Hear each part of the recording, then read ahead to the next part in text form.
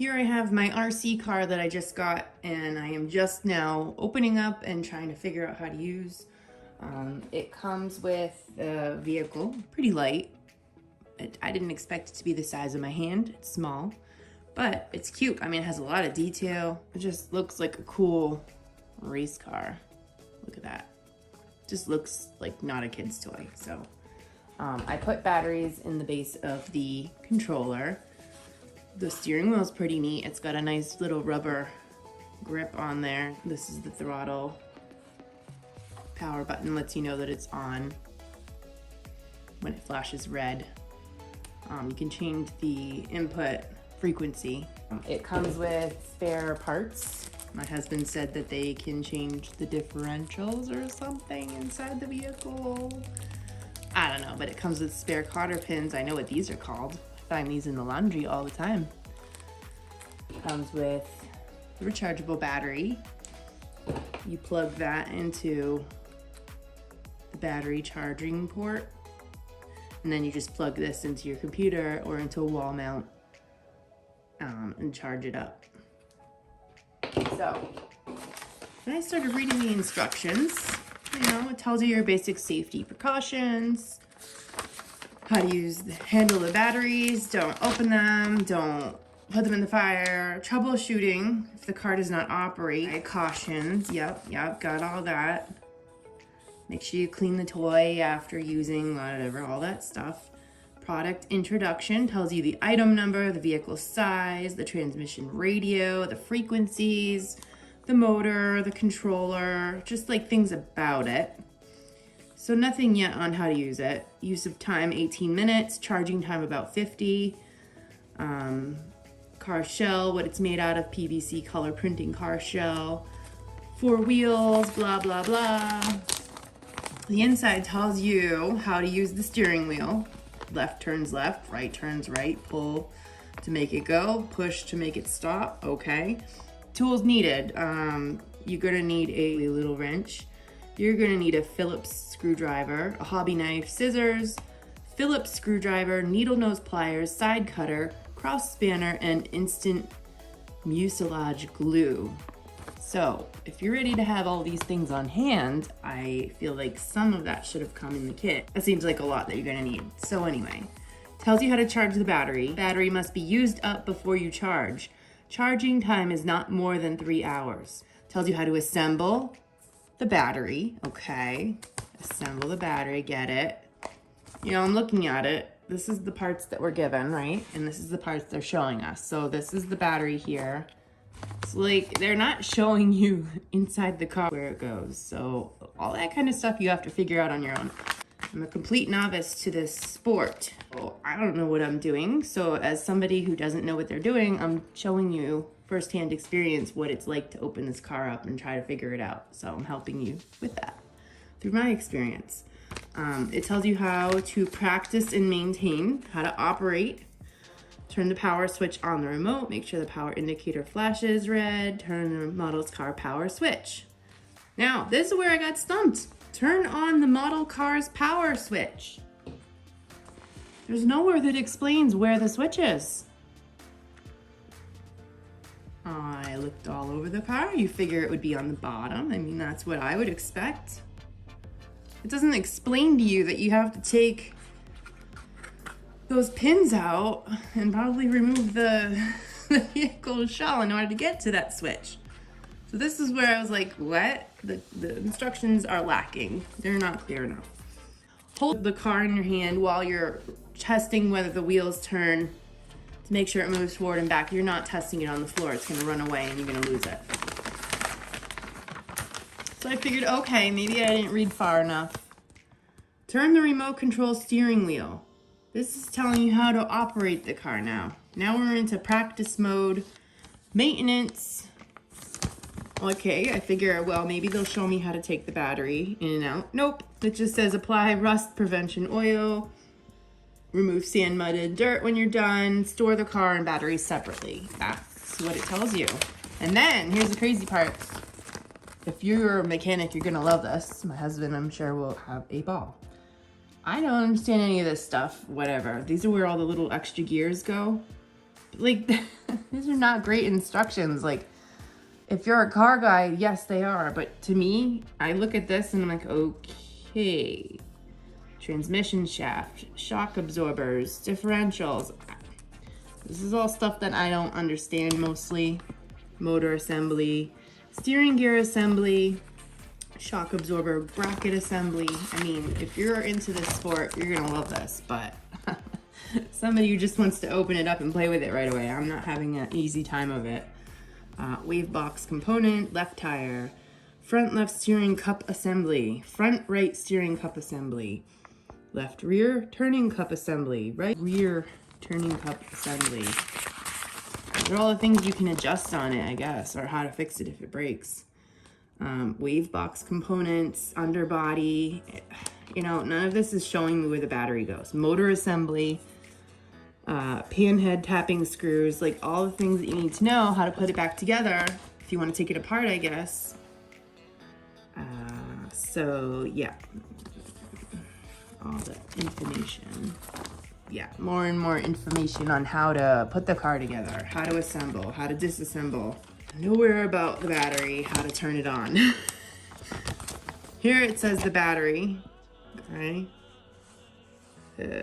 Battery fixing seat. This is like just really deep information that I don't really need to know as a novice. 3-in-1 circuit board. It still doesn't say click here to turn it on. It just tells you how to install it all. This is how like they made it in the factory when they gave it to you. I see a place that says on off switch, so I figure okay, that'll help. Maybe it's under the hood. Car shell components. Tells you about that. Rear lampshade, tail fin fasteners, that kind of stuff. Rear shape pins and cross head screws and rear hull struts. Yeah. So you could buy spare parts. This is the last 2 pages of the manual. And that's it, okay? So this is what you're getting. Now we have to figure it out. How the heck? Okay, so I'm gonna take these pins out carefully and put them where you won't lose them.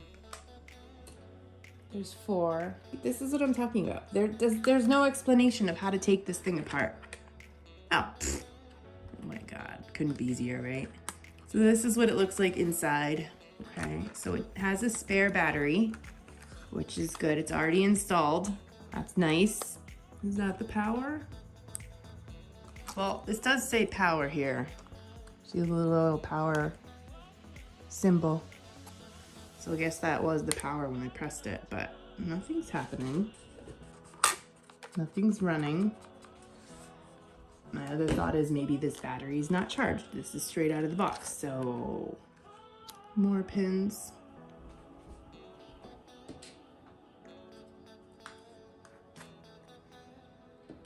I don't even know what I'm doing. The instructions don't tell me how to do any of this. It just says how to take things apart, and I don't want to ruin it. Oh, that holds the battery in. But you know what? I'm seeing the battery's not even connected. Okay, so here we go. There's the end. So it looks just like this. It's not connected. It's in there, but not connected. Okay. Where do I connect it? Do I connect the red one there? Like, it doesn't tell me anything in the instructions how to set this thing up.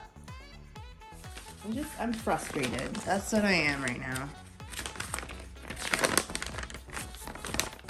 All right, here's the assembly. Assemble the electron parts. Assemble the battery is basically what that means.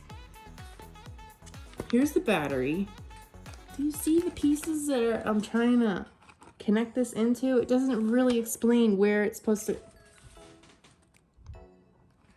It shows it plugging into the side of a black box. So I guess that would be this. See the shape of it here? That's the black box. Power in, power out. Going to the silver thing here with a little knobby. So that's gotta be it. And it only shows the battery connecting into that side. So if I connect the red to the red, I hope that's it. Oh, it beeped. nothing. I don't know what I'm doing. Well, it's plugged in, so let's go to the next steps and read through again. Turn on the power switch on the remote, make sure the power indicator flashes red, then turn on the model car's power switch. So maybe I didn't do it in sequence. I'm gonna turn everything off. Make sure it blinks, then turn on the model car's power switch.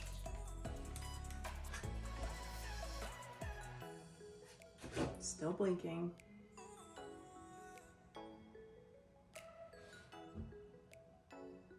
The model car on the shelf, hold it, basically. Gently hook remote control on the trigger. See what it says to do next. Turn the remote control steering wheel to the left or right. Make sure that the front wheel steering follows the command. Ooh, that works. Okay. It turns. It does not go straight. Rotate the remote control wheel trim, number 5, which is the top one.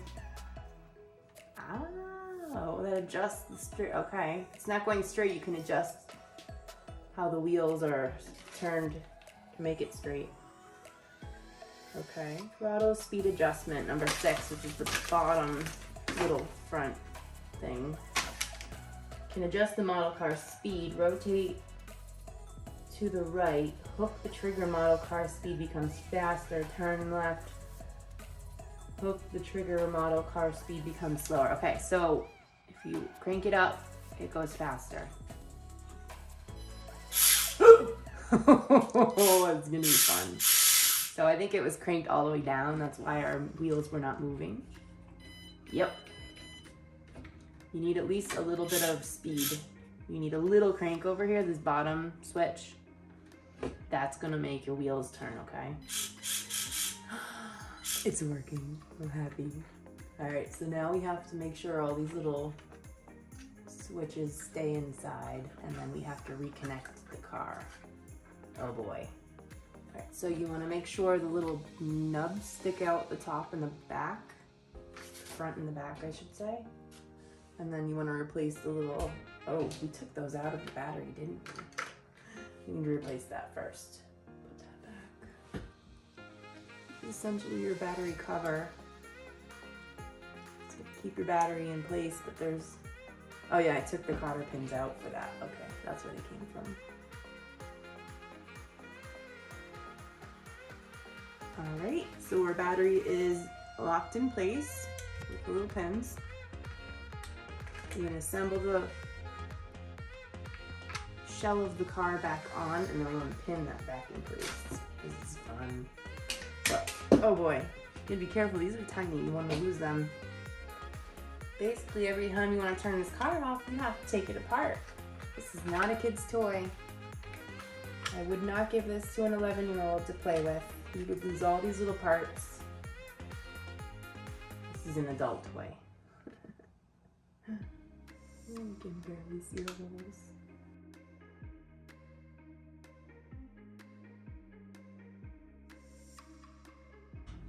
Man, if you have to do this every single time, you have to take the battery on and off. A little bit annoying. Yes.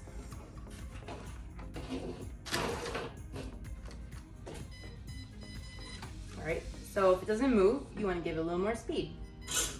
Woohoo! Oh yeah. It's so cute. I love the lights on it. All right, so if the wheels are not straight when your steering is just not being touched, you gotta check the wheels. If they don't look straight, that's when you use this button to adjust the straightness. All right.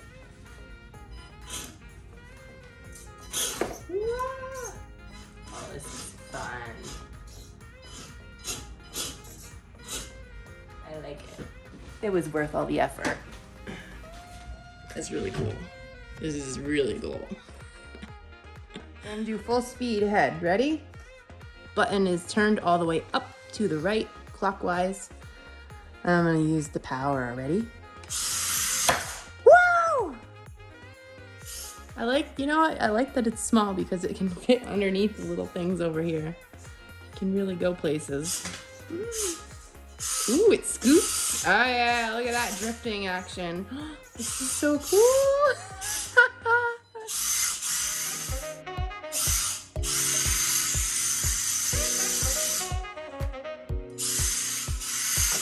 See how slow it can go. It needs a certain amount of power to move, even at slow speeds. It's definitely more controllable when it's slower.